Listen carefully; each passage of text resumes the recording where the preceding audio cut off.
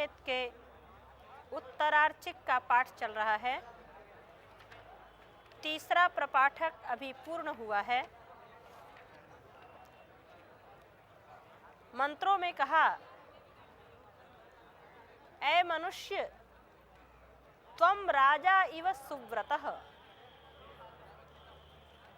तुम्हारा व्रत कल्याण का व्रत होना चाहिए।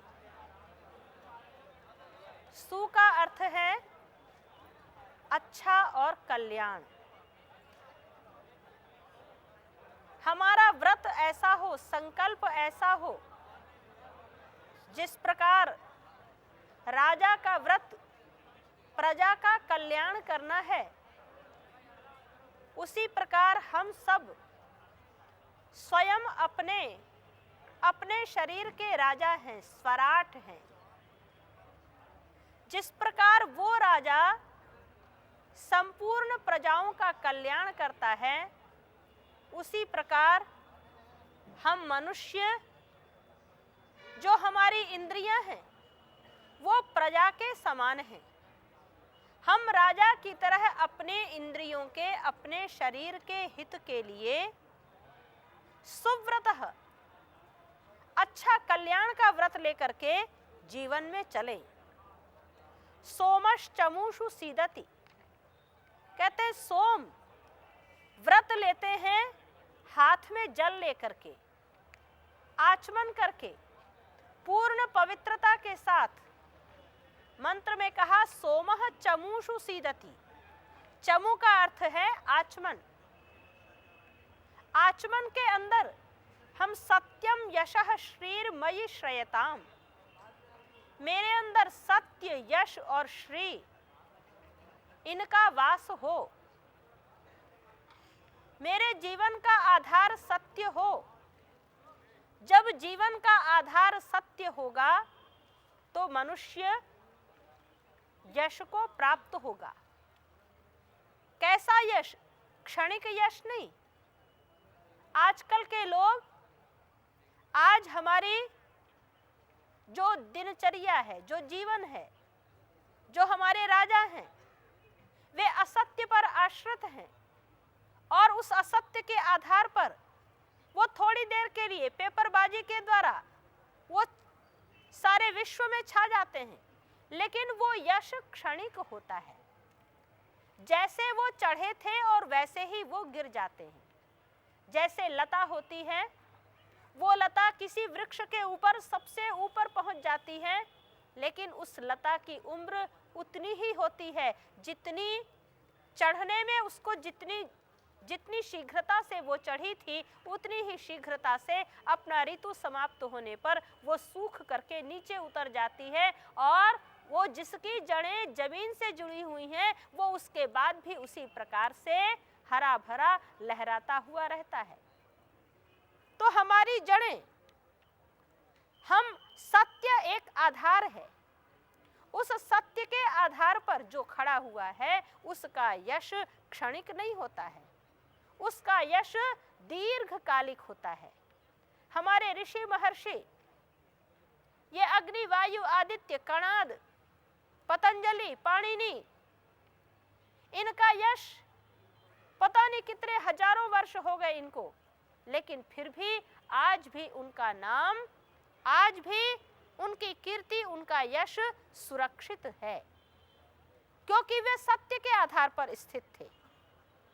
तो सत्य, यश और श्री, उस सत्य के आधार पर प्राप्त जो श्री है, लक्ष्मी है, वो हमारा वरण करती है। असत्य के आधार पर प्राप्त जो श्री है, वो हमारा स्वयं का भी नाश करती है और हमारे कुल का भी विनाश करती है। इन बातों को, इनकी सत्यता को अपने जीवन में समझना भी चाहिए और उसे उतारना भी चाहिए।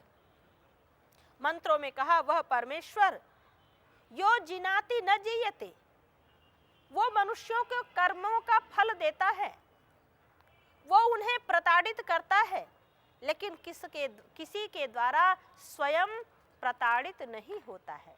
न जीयते ज्या वयो हानौ, उसको कोई नष्ट नहीं कर सकता है, वो दूसरों को उनके कर्मों के अनुसार रुद्र बन करके दंड प्रदान करता है, यम बन करके उन्हें दंड देता है, विनष्ट करता है, और कोई छिप करके वार नहीं करता है।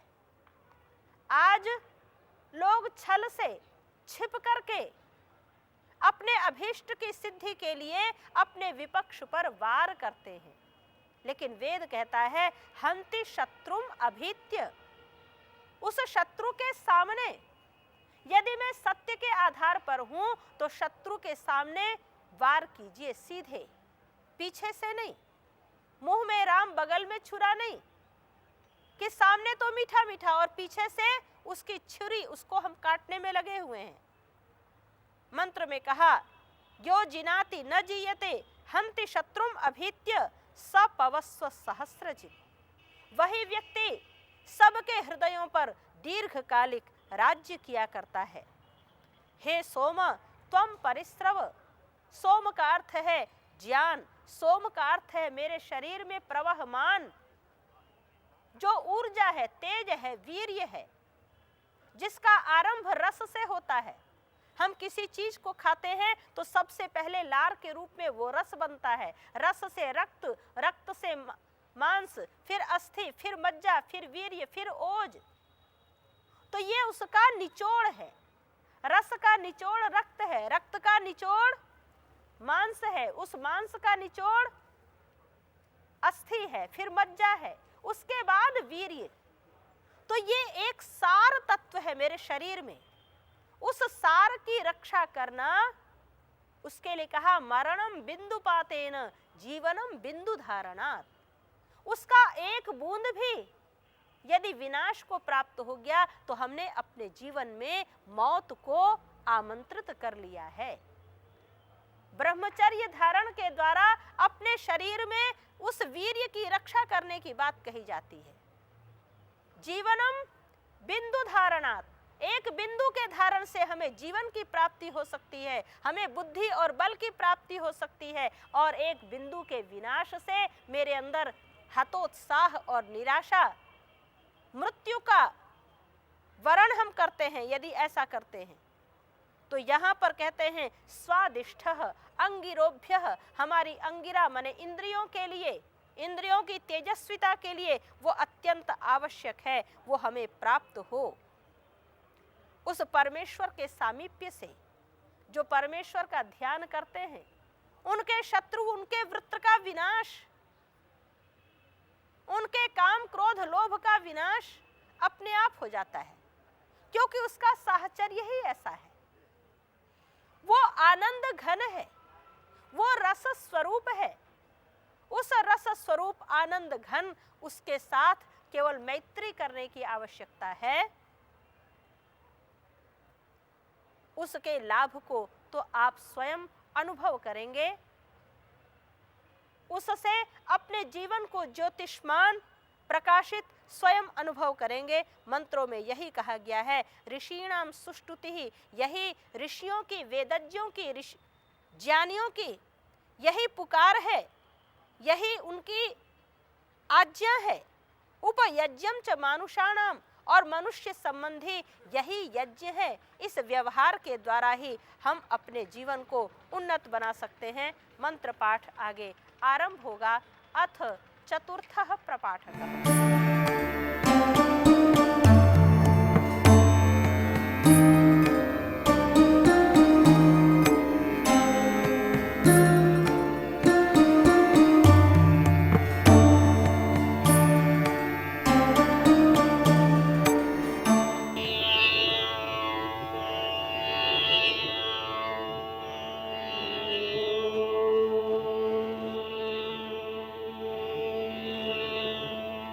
जय